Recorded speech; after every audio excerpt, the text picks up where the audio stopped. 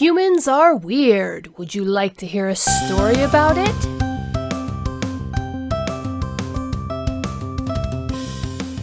Hello, my wonderful viewers, and welcome to this episode of 22 Days of October Oddity. As you may or may not know, our adorable little spider alien friend quilx'tch has a campaign going on over on Indiegogo to get his research into human weirdness published. That is, he is ready to present over 60,000 words of the finest weirdness humanity has to offer. The link is below the video, so click on over and take a look.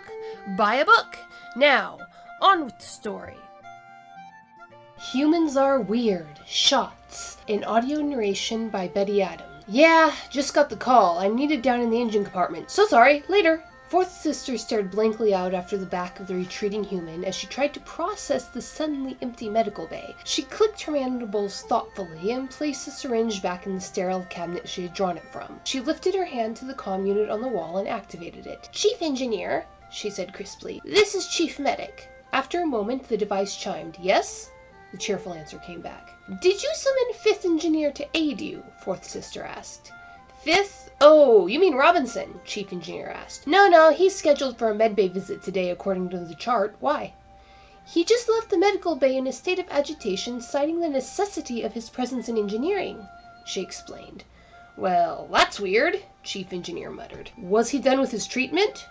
"No!" Fourth sister snapped. "In fact, I was just about to administer—" She cut herself off, remembering the human's restrictions on medical information, but Chief Engineer burst out laughing. "You were about to administer his nutrient shot," he surmised. "Yeah, he's scared of needles. You have to track him down and basically drag him back to the medbay for that." "Human law does not allow for forced medical treatment," Fourth sister pointed out. "You won't have to force him," Chief Engineer assured her. "This is literally a do-or-die situation. Tell you what, I'll have Jonesy drag him back and sit him in the chair.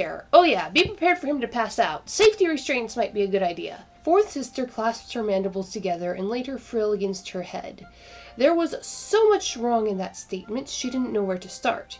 "How precisely," she finally asked, "is Second Navigator going to capture and return him to the medical bay? She is perhaps a fourth of his mass. "I told you," Chief Engineer said cheerfully. "It's not a matter of force. She's the best to convince him."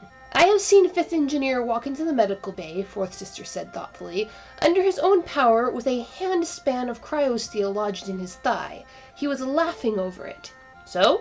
Chief Engineer asked. "Why is he afraid of a sterile subdermal needle to the point that safety restraints are necessary?" Fourth sister demanded. "Spike me if I know," Chief Engineer said cheerfully. "Phobias aren't supposed to make sense. There we go. Jonesy says she caught him in the cafeteria, and she'll have him back in your seat in 2 shakes of a cat's tail. Cheers! And remember the restraints." The comm chimed off and Fourth sister lowered her head. She drew in a long breath and released it.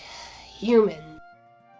And that is our dose of daily weirdness for today. If you found that you like what you heard, wander on over to Indiegogo and purchase a copy of Humans Are Weird. I have the data. The link is below. If you don't want to purchase the book or find you can't at the moment, share this around if you think it's worth sharing. Hit up Facebook, Tumblr, whoever. Hit that like button, hit subscribe, and I will see you in the next chapter.